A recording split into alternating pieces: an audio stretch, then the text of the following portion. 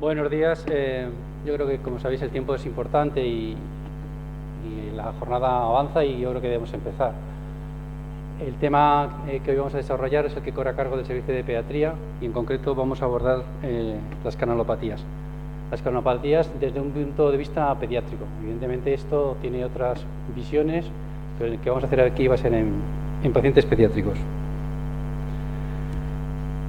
Todo nace primero por definir esta estructura que es el canal.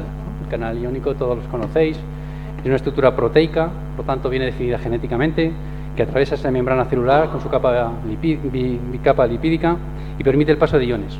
Esos pasos de iones tienen unas cargas eléctricas que van a diferenciar un gradiente intra y extracelular.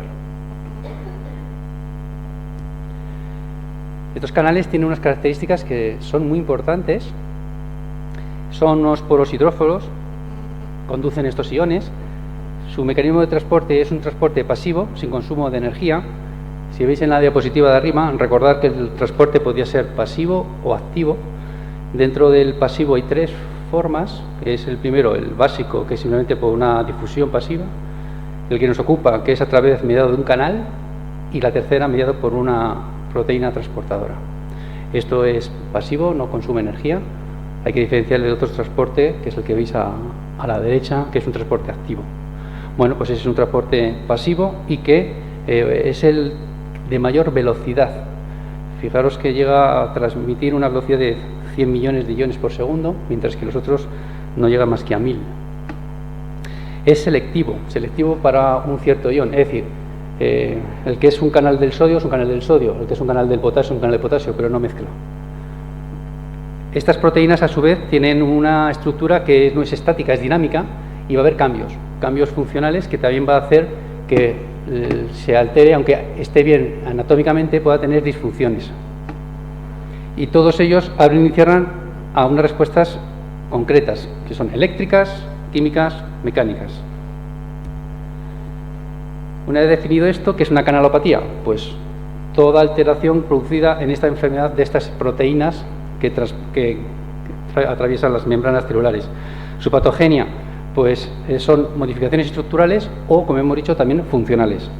La etiología puede ser genéticamente determinada, pero también puede ser adquirida por factores externos, como toxinas o sustancias endógenas, como los anticuerpos, sus situaciones de inmunidad. ¿Qué funciones? Pues básicamente el impulso eléctrico va a generar el potencial de acción. El potencial de acción va a ser lo que va a ser responsable de todo lo que vamos a hablar ahora. Esto va a estar donde la comunicación neuronal, muscular o la secreción endocrina. Las canalopatías vamos a poderlas ver a tres diferentes niveles. La neurona hablaremos de la epilepsia, en el músculo hablaremos de las miopatías y del corazón hablaremos de las arritmias. Nos vamos a centrar en este apartado. Recordad que es un transporte selectivo, es decir, el ion va a pasar por su canal, al que no se va a permitir. Y los canales iónicos, recordad que van a ser 4. Sodio, calcio, cloro, potasio, recordad los 3 primeros intracelulares, el segundo más intracelular. Y sobre todo, la mayor gradiente de concentración va a ser el sodio, luego el calcio y por último el cloro. Por lo tanto, la primera fase es la entrada masiva de iones de sodio. Y esto es lo que va a justificar el potencial de acción. Esa potencial de acción, solamente resumir, recordad que tiene 4 fases. La fase 0, la 1, la 2, la 3, la 4. La primera parte es la despolarización, la entrada masiva, que es lo que acabamos de definir. Y luego viene la fase meseta de repolarización y luego la repolarización tardía. Y esto todo va a ser en función de qué canal esté afectado, es el que vamos a tener una alteración en dicha actividad eléctrica.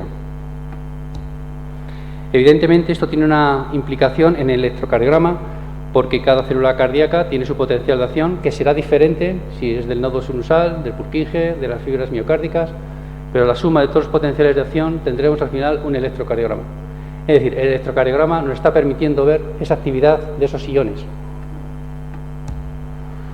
Recordar que el potencial de acción tiene una parte en la que la célula es silente a cualquier estímulo, es el periodo refractario absoluto, pero fijaos que al final del potencial de acción tenemos un periodo refractario que es relativo y que podría ser activado de nuevo. Importante a la hora de desencadenar las arritmias. Importante, por lo tanto, tener un arma que tenemos todos en nuestra práctica diaria clínica, que es el electrocardiograma. El electrocardiograma es básico para entender estas canalopatías. Aquí no hablamos de diagnósticos de imagen, sino simplemente en la interpretación de un electro. Siempre estamos definiendo el electro, nos fijamos siempre en la despolarización, nos fijamos siempre en el QRS, pero lo que hay que fijarse cada vez más es en la parte final, en la repolarización. Hay que fijarse sobre todo en el ST y la onda T. Y el electro tiene una serie de puntos, estructuras que tienen que ser claramente bien definidas. Quiero que os fijéis sobre todo el punto J. El punto J es la finalización del QRS con el inicio del segmento ST. Ese punto J va a ser claro a la hora de poder definir las alteraciones iónicas. ¿Y qué canalopatías tenemos a nivel de corazón? Básicamente voy a centrarme en las 4 primeras, que son las arrítmicas. El Brugada, el síndrome de QT largo, el síndrome de QT corto y la taquicardia ventricular polimórfica cardicolómica. En las epilepsias, simplemente no voy a nombrarlas todas, pero ahí veis una serie de entidades que son bien conocidas por neonatólogos y pediatras. Fijaros que en más de una aparece la epilepsia y siempre aparece por ahí el adjetivo febril. Quiero que os deis cuenta de lo que es importante la fiebre en ciertas patologías también neurológicas. Estas son epilepsias, y si hablamos de miopatías, también en función del canal que esté afectado, el sodio, el calcio, el cloro, el potasio, tenemos diferentes miopatías, algunas con el potasio arriba, potasio abajo, hereditarias, pero volver a fijaros que por ahí hay alguna que aparece también la hipertermia maligna. Nuevamente el concepto temperatura. La temperatura va a ser algo que condiciona los canales iónicos. Bueno, nosotros nos vamos a centrar ya en las arritmias cardíacas, en esos 4 que acabamos de decir, y que son enfermedades cardíacas, que son hereditarias, que están todas provocadas por mutaciones en genes que van a codificar las proteínas que son los canales iónicos y que va a alterar su función y por lo tanto va a alterar el potencial de acción y que va a generar arritmias. Características, punto 1, son corazones estructuralmente normales, macro y micro. Por más que hagamos estudios nunca encontraremos ninguna alteración en ese corazón. Pero el problema es el segundo, generan arritmias, encima arritmias que son letales, son arritmias ventriculares. Puede ser una arritmia ventricular polimórfica, puede ser una taquicardia ventricular torsade de Pointes o fibrilación ventricular. Y para empeorar podemos tener un electrobasal normal. Las mutaciones genéticas son tan diversas que a veces algunas no están ni conocidas. Y la clínica pues puede ser una persona absolutamente asintomática, mientras que podemos tener un síncope, sospecha de epilepsia o clínicamente se ha diagnosticado de epilepsia, o tener primer debut como muerte súbita. El espectro es tan amplio que incluso en una misma familia podemos encontrar todo este tipo de entidades clínicas. Las 4 que vamos a hablar son las que he dicho antes: Brugada, QT corto, QT largo, taquicardia polimórfica. Y recordar que hasta un 20% de las muertes súbitas infantiles en autopsia molecular se detectan alteraciones iónicas. Simplemente el listín de mutaciones van ampliándose año a año, y lo que se empezó descubriendo hace unos años, al día de cada se van ampliando mutaciones nuevas, que el listín pues no deja de crecer, y para colmo hay mutaciones que se comparten. Hay mutaciones que son de Brugada, pero hay mutaciones que son de Brugada, de QT largo, QT corto, Brugada con o QT corto con taquicardia polimórfica. Es decir, esto se empieza a complicar bastante. Si empezamos por el intervalo QT, el QT largo, lo primero es medirlo, algo tan básico como que lo debemos hacer cuando hacemos un electro, y medirlo. Muchas veces el aparato lo mide y eso es a veces un error, porque caemos siempre en que el aparato nos da el diagnóstico y a veces nos confunde. Intentar hacer la metódica de medirlo es algo tan sencillo como utilizar la fórmula de Bacet, que todos la conocéis, porque el QT es el único parámetro que no se modifica con la edad. En el electrocardiograma pediátrico siempre está todo condicionado por tablas en función de la edad del paciente. Sin embargo, el QT no. El QT da igual que sea un neonato que sea un adolescente. Lo que hay que corregir es por la frecuencia. Por lo tanto, tenemos que utilizar la fórmula de Bacet. Y tenemos unos valores normales, que digamos que es 0,44, en neonatos lactantes puede ser mayor. Y a partir de aquí, ¿por qué tenemos un QT largo? Podemos tener un QT largo congénito o adquirido. El congénito tenemos por una parte el Jervell Lancel Nielsen, que asocia sordera, y el Romano Ward. mientras que el adquirido por alteraciones hidroelectrolíticas, hipocalcemia, hipopotasemia, alteraciones de función tiroidea, la anorexia. Cuidado con los fármacos que usamos con mucha frecuencia y que no los valoramos, que pueden alargar el QT, sobre todo en pacientes que puedan pertenecer a familias con QT largo. Evidentemente ellos lo saben, pero lo van a alargarlo y por lo tanto vamos a aumentar ese periodo refractario que te decíamos al principio. Cuidado con los, por ejemplo, fármacos como los antibióticos, los macrólidos o los antihistamínicos. Evidentemente hay antiarrítmicos que van a alargar el QT, que es, por ejemplo, la flecainida, que tanta usamos, ¿no? Pues siempre que un paciente estaba en tratamiento con flecainida, es prioritario en sus controles evolutivos medir el QT. ¿Y qué es el QT largo? Pues cuando el intervalo está por encima de la complejidad normal y por lo tanto hay una repolarización retardada. Se considera en varones por encima de 0,44 segundos y en mujeres 0,46. Aunque, como veis, hay una horquilla de pacientes que pueden ser sanos o portadores, que habrá que ver un poco más desencadenantes. La prevalencia es 1 por cada 2.000 recién nacidos vivos. La patogenia pues son mutaciones de los diferentes iones, que ahora hablaremos. ¿Y cuál es el riesgo de este QT? Porque hay alto riesgo de hacer arritmia ventricular. En concreto, una taquicardia polimórfica característica llamada tosa de Pontes. La genética, tenemos una parte, un patrón autosómico dominante y otra autosómico recesivo. El dominante es el romano Ward, que tiene 13 tipos a su vez de mutaciones, mientras que el recesivo, el Jerwell-Lange-Linsen, que asocia sordera, tiene solamente 2 tipos de mutaciones. El diagnóstico, pues el diagnóstico es tan sencillo como un diagnóstico clínico. Aquí está en manos de un simple médico que valore la historia clínica, que es clave, y el electro, ahí no hay más. Esto se puede complicar todo lo que queramos, podemos hacer 20.000 pruebas, pero la historia clínica y el electro es básico para diagnosticar el QT. Y para eso tenemos el índice de Schwartz. El índice de Schwartz, que ya viene desde el año 85, pero que ha sido actualizado en el 93, y que utiliza 3 criterios: criterios electrocardiográficos, criterios de historia clínica y criterios de historia familiar. Eso lo puede hacer cualquier médico, no hace falta pedir ningún tipo de otra prueba funcional. El tratamiento, betabloqueantes, eso no hay duda. Como veis, las mutaciones, pues hay 18 genes, esto se va ampliando. Aunque tantos genes hay, el 75% lo define sobre todo 3 tipos de QT largo, el 1, 2 y 3, ¿no? ¿Cómo es un electrobasal? Normal. Muchas veces vemos que normal en el sentido de que no vemos ninguna alteración de la conducción más que el QT largo, pero una cosa que se llama la atención es que suelen tener tendencia a la bradicardia sinusal. Esto es algo que incluso en cardiología fetal se debe tener en cuenta. Cuando un feto está estudiándose y aparece una bradicardia, evidentemente la bradicardia fetal tiene muchas causas, pero algo de los que tienen que estar los ginecólogos pendientes es preguntar siempre que tenga un feto bradicárdico, no hay lupus, no hay cardiopatía, es preguntar por muerte súbita en la familia y ver que no exista el QT largo. A partir de ahí, lo que nos tendremos que centrar, aparte que el QT ya lo hemos medido es largo, es fijaros cómo son las ondas T. Las ondas T hay que fijarse porque su morfología va a ser también importante a la hora de definir qué tipo de patrón tenemos. El tipo 1 tiene una onda T que es de base ancha y alargada. El tipo 2, sin embargo, tiene una amplitud muy baja, es bifásica o presenta muescas. Mientras que el tipo 3 está la T muy alejada del complejo QRS y son acuminadas y en punta. Y algo que tenéis que tener siempre muy presente es la alternancia de la onda T. Cuando en una onda T veáis alternancia de la onda T, que ahora veremos un ejemplo, es un signo de inestabilidad electrocardiográfica en un paciente que a lo mejor está absolutamente asintomático, pero que es motivo de ser identificado.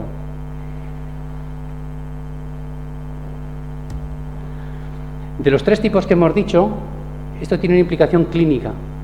El tipo 1, que es el más frecuente, bueno, un tercio, del 35%, está provocado por la alteración de un gen que codifica el canal del potasio. Importante, acordaos el potasio. El desencadenante, y esto es clave, en las historias de los QTs tú lo ves, que no es lo mismo, el desencadenante es clave, ahora hacer una historia clínica. Suele ser con actividad física, y en concreto la natación. También el estrés emocional. Mucho cuidado en verano con los ahogamientos en piscinas. Muchos son QTs largos, bueno, muchos no, pero que hay que tenerlo en mente. El hecho de que uno se ha metido, se ha ahogado, pues muchas veces no es un corte de digestión, no, un QT largo. El tipo 2 Es también otra canalopatía que la mutación también afecta a un canal del potasio, un 30%. Este suele ser un desencadenante más neurosensorial, por ejemplo, un susto, sobre todo auditivo, ¿no? El tipo 3, la genética aquí cambia porque es la mutación de un gen del sodio, no del potasio. Y entonces, acordaros, el potasio mata de día y el sodio mata de noche. El sodio, en concreto, el desencadenante es la hipertonía vagal. Y suele ocurrir, ¿dónde? En descanso o durmiendo. Nada que ver con el que se estaba nadando o haciendo un ejercicio físico. La historia clínica en este momento es clave. Aquí veis un simple electro y fijaros cómo ese QT no solamente se debe decir que es QT, sino que se tiene que medir. La alternancia de la onda T, fijaros a vuestra izquierda cómo las ondas T, el primer ciclo es negativo, luego es positivo, luego negativo, luego es positivo. Eso es patológico. Y a vuestra derecha veis la taquicardia típica del torsade de Pointes. El torsade de Pointes es una taquicardia muy característica en la que hay un giro con un retorcimiento sobre un eje imaginario en el que va cíclicamente la taquicardia moviéndose, retorciéndose, y que es muy inestable porque va a pasar a fibrilación. Y además hay que reconocerla porque tiene un tratamiento específico, que es el sulfato de magnesio. Podemos estar mareando al paciente con otros antiarrítmicos y la estamos liando. Sulfato de magnesio. Este es un caso, simplemente porque nos puede pasar a cualquiera de nosotros en urgencia. Es una mujer de 28 años, con ligero sobrepeso, sin antecedentes personales de interés, tampoco familiares, muy nada. Y llega, ha iniciado una dieta baja en calorías, porque está haciendo un régimen de adelgazamiento. Ha perdido 4 kilos en 10 días y presenta cuadros sincopales, estando en reposo en su domicilio. Bueno, en reposo, no hay ejercicio, una chica joven, sin antecedentes. Pues esto es un síncope vasovagal. Esto muchas veces, vamos, en la misma puerta le das el alta y a casa. Bueno, en la exploración todo es normal, la auscultación cardíaca es normal, está rítmica, y en la analítica pues un potasio de 3.4. Bueno, el resto normal. Se hace un electro. Si lo conseguís ver, sí.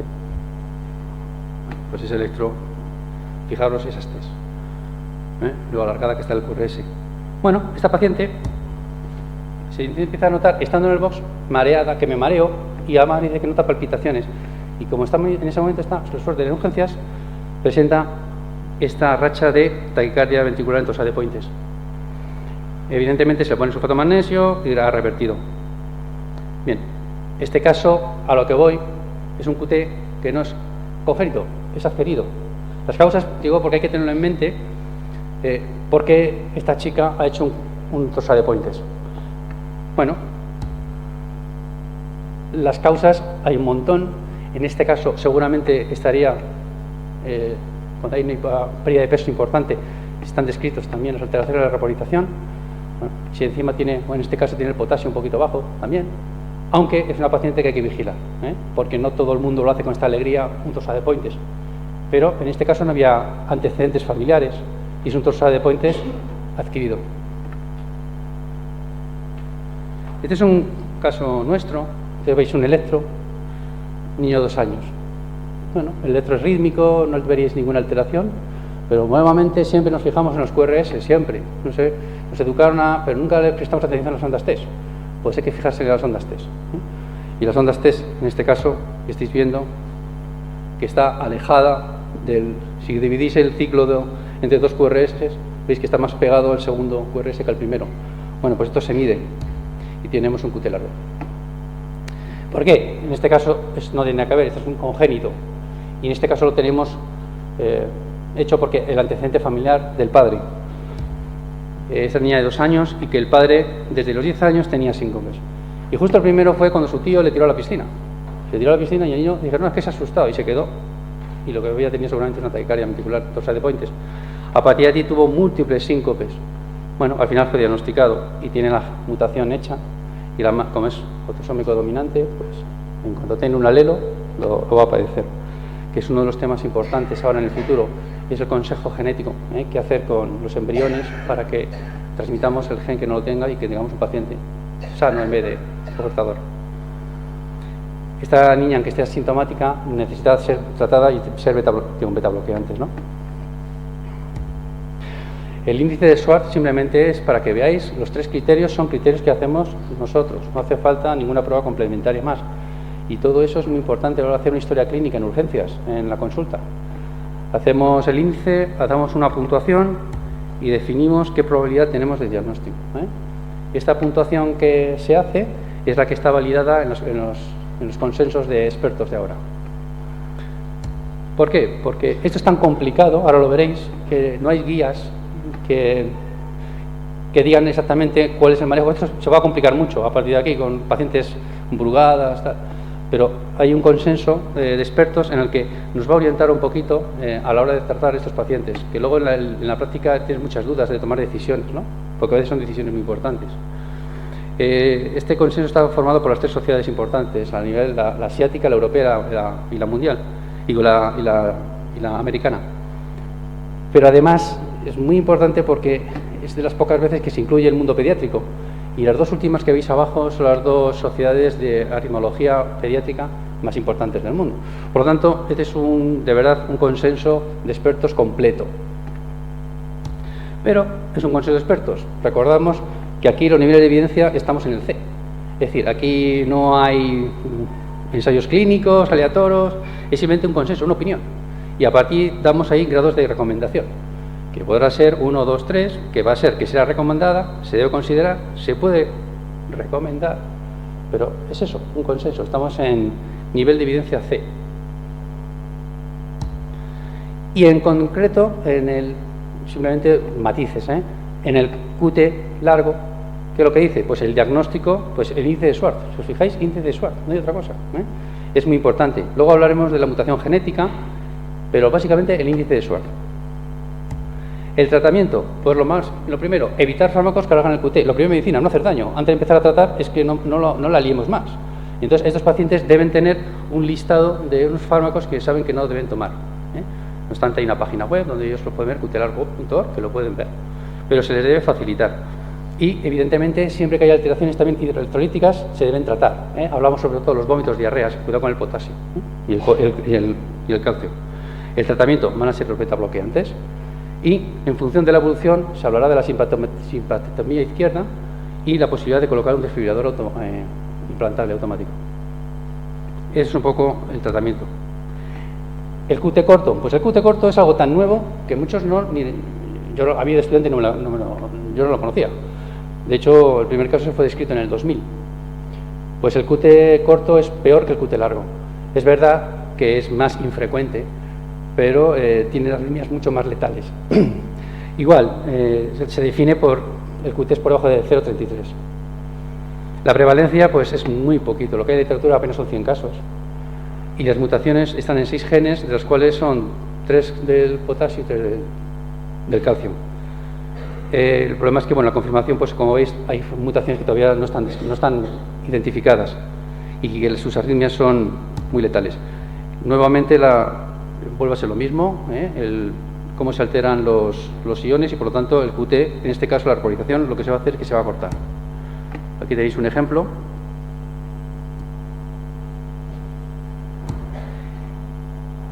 ¿Y cómo se mide? Pues el QT corto igual, como el siguiente del consenso que hemos dicho, simplemente es medición. En este caso es muy importante eso y la historia familiar y la mutación. El tratamiento, todos estos pacientes van directos al DAI. Y ahora voy a hablar del Brugada. El Brugada, todos hablamos del Brugada. Importante que le pongamos cara a quién es el que en el 92 se describe una alteración arrítmica en que se describe simplemente descriptiva, que es como debe ser. Cuando tú lo tienes, lo que describes, luego le pondrás el nombre. Y es que empezamos a hablar del síndrome de Brugada. Bien, el síndrome de Brugada está formado por lo describen unos hermanos, y es importante que por lo menos aquí sepamos que son españoles y quién son. Son 3 hermanos, realmente eran 4 hermanos, son 3 varones y una mujer. Los 3 varones, los 3 son cardiólogos. El mayor, Pedro, es el que define, fue el primer autor del primer ensayo. Este cardiólogo trabaja en Bruselas.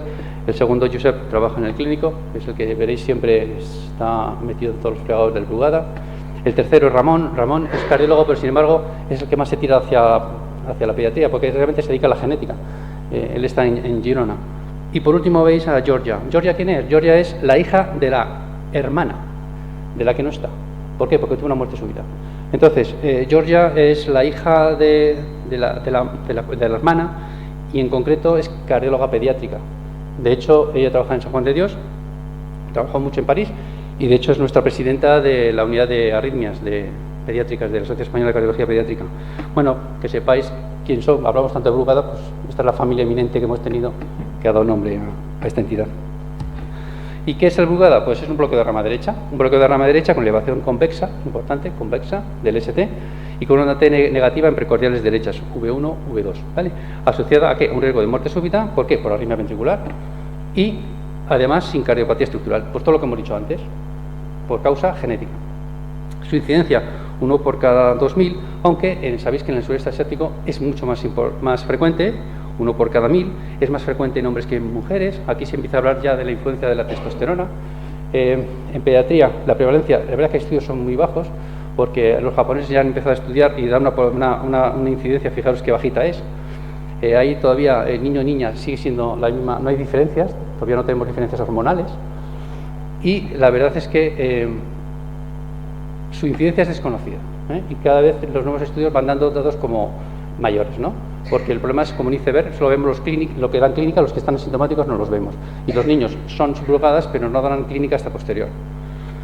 De hecho, los sinónimos, el famoso, la muerte súbita nocturna, la agonía nocturna, que así se describió al principio, es un brugada, y que estos en los países asiáticos pues le ponen nombres que, como son varones que fallecen jóvenes de noche, pues era un poco, tiene una visión incluso un poco fantasmagórica, ¿no? De qué es lo que le está matando a nuestros hombres, ¿no? La patogenia es una mutación en concreto de los canales del sodio, aunque se asocian a veces, como dijimos, se mezclaban, pero básicamente del sodio. Pues si es del sodio, ¿qué es lo que me decíamos? El sodio mata de noche. Y esto va a ocurrir, suelen ser normalmente nocturnas. El riesgo, por tanto, es porque hace una taquicardia ventricular polimórfica. Sabes que las taquicardias ventriculares pueden ser monomórficas, polimórficas. Las monomórficas son estables, pero las polimórficas son muy inestables. Polimórfica. Por lo tanto, alto riesgo de fibrilación ventricular. ¿Y cómo es el prototipo? Muerte súbita de un hombre en la cuarta década de la vida. Hasta entonces, ninguna incidencia. Aunque existen casos, esta horquilla, el más pequeño es un niño de 2 días de vida, diagnosticado con taquicardia ventricular prolongada, y el mayor, pues una persona de 85 años. Pero como veis en la gráfica, claramente el Brugada, el que le da problemas a los 40-50 años. Luego empieza a disminuir su incidencia. La genética, pues está confirmada que es genética, pero para que no se identifican todos los genes, Ahora se identifican básicamente un 40%, quedan todavía muchos por identificar. Y el más frecuente es el SCA5A, que forma parte también de muchas epilepsias. Y el diagnóstico, electro, el patrón tipo 1. Se han descrito ya 23 genes, de los cuales son todos autosómico dominante, 22, pero el último de abajo, el último, el Brugada 12, va ligado al cromosoma X. Por lo tanto, el electro, quiero que os quedéis con la imagen de arriba de la izquierda, esa imagen que tenemos de elevación convexa del segmento ST en aleta de tiburón, siempre llamado Covet type, que veis siempre en la literatura inglesa, de más de 2 milímetros, de elevación del punto J, lo que decíamos antes, fijaos el punto J, y que en precordiales derechas y con onda T negativa. Esto que parece tan fácil y que es muy evidente, estos niños se complica un montón, porque los niños tienen bloqueo de rama derecha y ondas T negativas en V1 y V2. El tipo 2, lo que hay es que la elevación del ST es sencilla de montar, ¿no? También más de 2 milímetros. Y el tipo 3 es cualquiera de los dos, pero con el punto J no por debajo de 2 milímetros, ¿no? El único que es diagnóstico es tipo 1. Aquí tenéis un ejemplo. Esa imagen de aleta de tiburón. Claro, bloqueo de rama derecha, por bloqueo de rama derecha lo podemos tener niños sanos y Brugada. O sea, nosotros aquí tenemos un problema. Y la elevación del ST puede ser el síndrome de Brugada o la repolarización precoz, que también lo consideramos normal, que ya no lo consideramos tan normal. Pero para que veáis que estamos en dos extremos, dos entidades completamente diferentes y que tienen un patrón electrocardiográfico bastante parecido, con lo cual esto se empieza a complicar. ¿Y qué diagnóstico diferencial hay que hacer del Brugada cuando tenemos en el electro? Lógicamente, todos los bloqueos de rama derecha, que pueden ser isquémicos, eléctricos. La hipertrofia ventricular izquierdo puede dar también una alteración por la alteración del septo, la pericarditis aguda, la miocarditis, la isquemia, las anomalías del sistema nervioso central y autónomo, las distrofias musculares, las alteraciones electrolíticas, el pectus excavatum y, muy importante, ahora fijaos aquí, la compresión del tracto de salida del ventrículo derecho, los tumores, un tumor mediastínico o un hemopericardio, la compresión del tracto de salida del ventrículo derecho. Y, importante, ventrículo derecho, porque ahora vais a ver lo que se está sabiendo ahora del fluado, que están apareciendo cosas nuevas, que se abre un futuro muy apasionante. Y siempre la displasia rimogénica del ventrículo derecho es la gran simuladora, ¿no? Nos puede dar también un Brugada. Bueno, sabéis que cuando estamos no es claro o tenemos un tipo 2, se hace una prueba de provocación, que es meter fármacos antiarrítmicos del grupo 1, bloqueantes del sodio, con lo cual es vamos a potenciar un Brugada, y se suele hacer pues, con la flecainida. Entonces, fijaros cómo estábamos en situación basal y luego el electro 1, 2, 3 minutos, y según se va haciendo la infusión del antiarrítmico, fijaros en V1, V2 cómo aparece en la aleta de tiburón. El diagnóstico, según el consenso, es lo que hemos dicho, el Brugada tipo 1. Y el tipo 2, cuando lo generas con la inyección de la fleca, este mismo tipo de diagnóstico. Importante, cuando hagáis un electro, V1, V2 lo tenéis siempre en cuarto espacio intercostal. Cuando tengáis dudas si es un Brugada, hacer algo es subir un espacio intercostal los electrodos. No lo pongáis en el cuarto, sino subir al tercero y al segundo. Claramente, ese gesto identifica muchos Brugadas. Estamos identificando el tracto de salida del ventrículo derecho, nuevamente. Y ahora veremos por dónde va todo esto del ventrículo derecho. El tratamiento, primero, evitar los fármacos, como siempre. Y hay una página en la que se describen todos los fármacos que se deben evitar en estos pacientes. Y, importante, tratar los cuadros febriles. Y aquí es donde los pediatras nos implicamos. La inestabilidad pediátrica en estos niños, la fiebre es clave, porque esos canales son termosensibles y la disfunción va a empeorar con la temperatura. Por lo tanto, niños que tengamos con familia Brugada, sabéis que esos niños deben ser muy bien tratados con antitérmicos. En este caso, la fiebre sí hay que controlarla. Y por último, el tratamiento que hay hoy en día es el tratamiento con el DAI, el desfibrilador. Ahora, el problema es la estratificación del paciente y saber qué paciente es el que va a DAI o no. Tratamientos médicos, veréis que ya recomendaciones más abajo, 2A y 3B, se habla de la quinidina. La quinidina es verdad que una opción que tenemos a usarlo. El problema es que la quinidina, ponte a buscarla. Es un medicamento extranjero y no está disponible. Y lo que sí también, cuando existe la tormenta eléctrica del Brugada, el isoprotenerol, la infusión, es claramente, en un momento dado, nos puede ayudar para tratar estos pacientes. Pero en un paciente ambulatorio, como veréis, el manejo es un día muy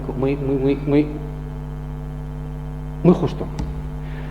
¿Qué antiarrítmicos debemos evitar? Pues evidentemente los que alargan los bloqueantes del sodio, cuidado con los antidepresivos, porque estos pacientes muchas veces, personas de 40 años, síncopes, ya sabes, que si alguno está mal, está deprimido, y empezamos con los antidepresivos.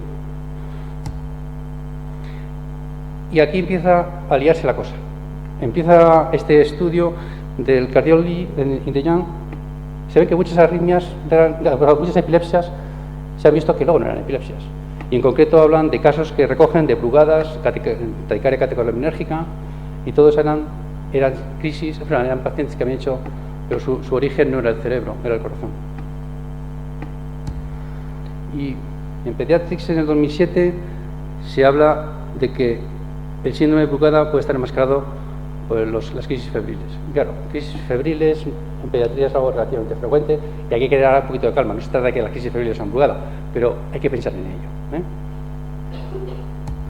Porque el triángulo noche, Brugada, fiebre, convulsión febril es algo que lo vemos los pediatras en urgencia. A las 3 de la mañana te viene un niño poco convulsionado. Y el niño tenía fiebre y ya viene, además viene poscrítico, bueno, no está tan mal, le exploras y está muy bien. Hacemos lo que es una exploración normal y la verdad es que no identificamos nada. Bueno, pues como dicen las abuelas, la fiebre de por la noche es muy mala. Así que esa hay que tener un poquito más de vigilancia, por lo menos tenerlo en mente los pediatras. Este Circulation lo recomiendo porque es el Brugada específico para pediatría. Entonces, bueno, simplemente que para los pediatras que les interesa tener esta bibliografía. Y aquí surge algo novedoso. Surge en el 2003 un artículo de Michel Heiseguerre, que es de Burdeos, y que habla de un cateterismo para ablacionar y curar el Brugada. Esto una enfermedad molecular, ¿cómo se va a curar con un cateterismo? Entonces, en 2003, Hasegaray dice que existen un trigger, que es un extrasístole ventricular sobre el tracto de salida del ventrículo derecho, y que a lo mejor quitando esa zona podríamos quitar, bueno, son 3 casos nada más, pero en 2011 en Tailandia, Nadamene ve que existen efectivamente esa zona del tracto de salida del ventrículo derecho.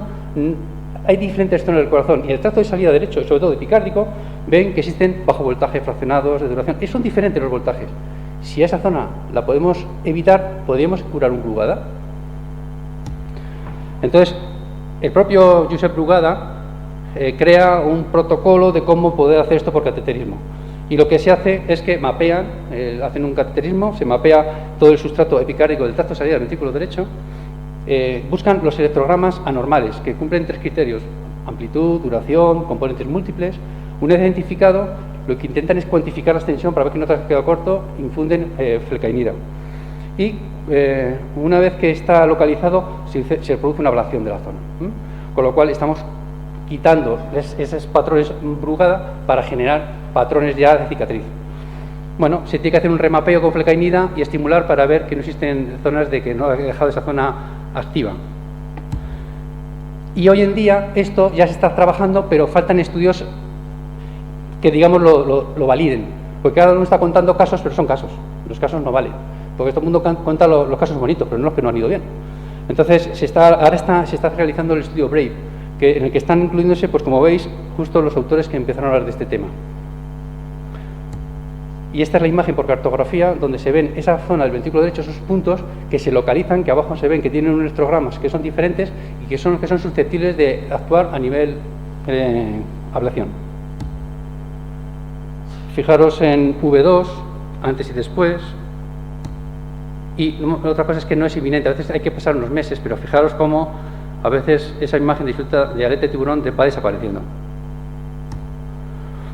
Pero lo importante hoy en día no es eso. Lo importante hoy en día es estratificar el riesgo. Es decir, ahora te dices, tengo un Brugada, ¿y ahora qué haces? Claro, yo tengo un niño de 4 años, tengo un Brugada, ¿qué le digo al padre? Porque el padre está muy asustado. ¿Y a mi hijo qué le pasa? Entonces, hoy en día no es fácil, pero este es digamos, el hándicap que tenemos en estratificar el diagnóstico y sobre todo la estratificación del riesgo, ¿vale? Este es un caso que quiero que veáis, en el que es el mismo niño, es un caso nuestro, en el que, como veis, a la izquierda arriba hay un patrón de Brugada y a la derecha no. Es el mismo niño, con temperatura de 39, y sin embargo el mismo niño, una vez que has bajado la fiebre, el electro que le harías tú estando normal, pues no hay nada. Sin embargo, fijaros cómo el electro ha sido clave para diagnosticar a un niño, En este caso, evidentemente, está provocado porque hay un antecedente familiar.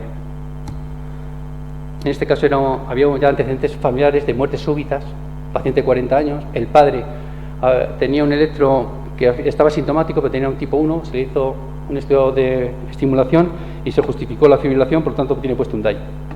La genética, nosotros la hemos hecho, pasa que la genética que nosotros hacemos son 5 genes, evidentemente eso significa que no es un Brugada, claro que lo es, lo que pasa es que no tenemos el gen identificado, lo que pasa es que claro, el panel de mutaciones va ampliándose y nosotros estamos ahora muy cortitos, de los 23 solo estudiamos 5.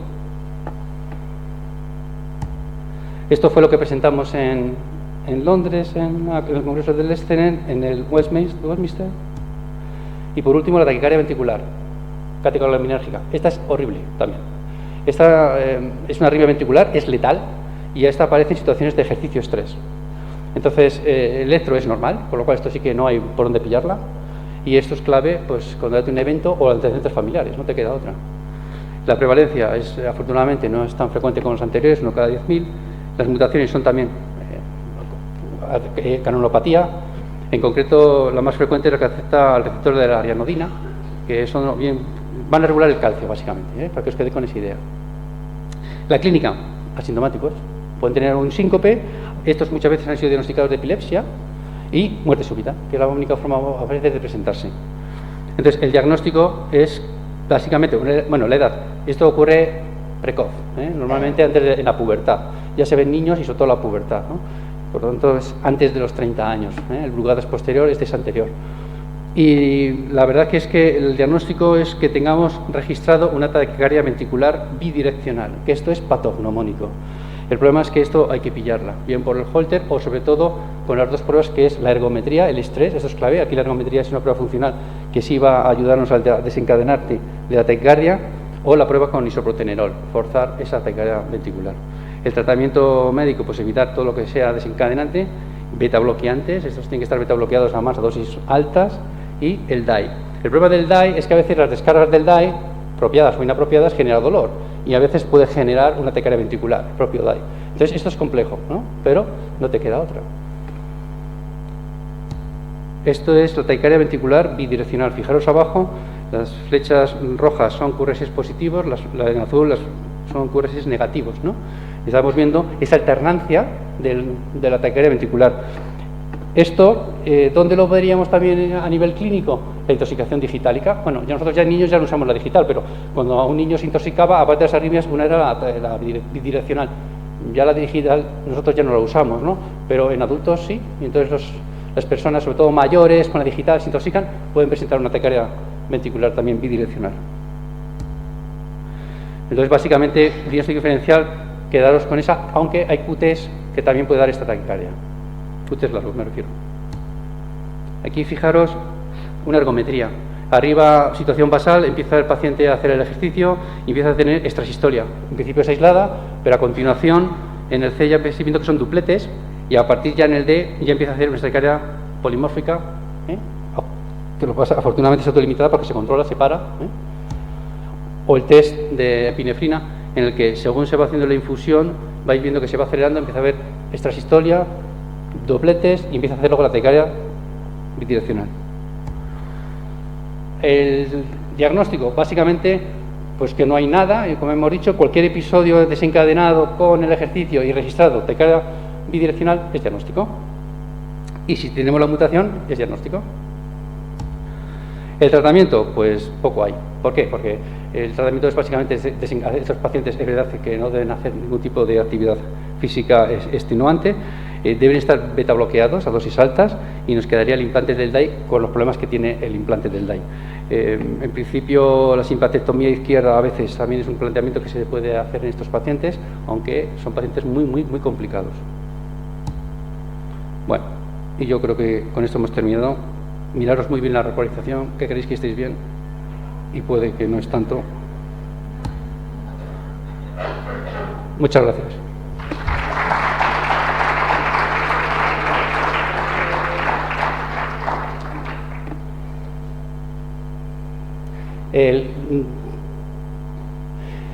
Yo solamente quería decir esto a los pediatras básicamente, porque esto tiene implicación. Las canalopatías a nivel población general, pero los pediatras es una población a la que deben estar un poquito más mentalizada, funciones febriles, epilepsias. Es decir, los electrocardiogramas es una prueba que está en los centros de salud, por ejemplo. Yo creo que se tiene que tirar más de esas pruebas complementarias que tenemos ahí y que pueden ayudarnos, ¿no?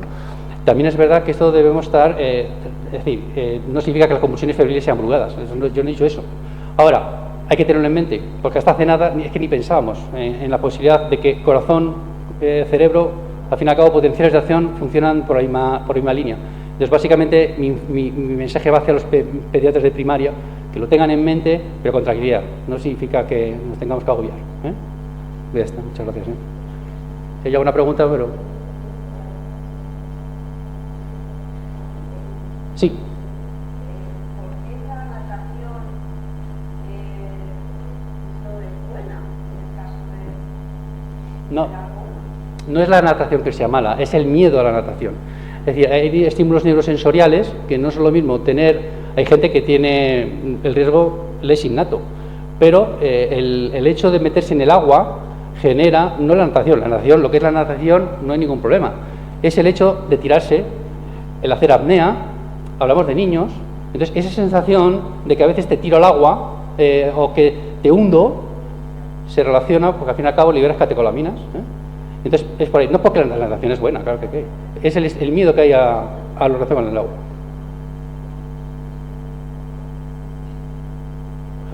Pues nada, yo creo que a trabajar. Venga. Gracias,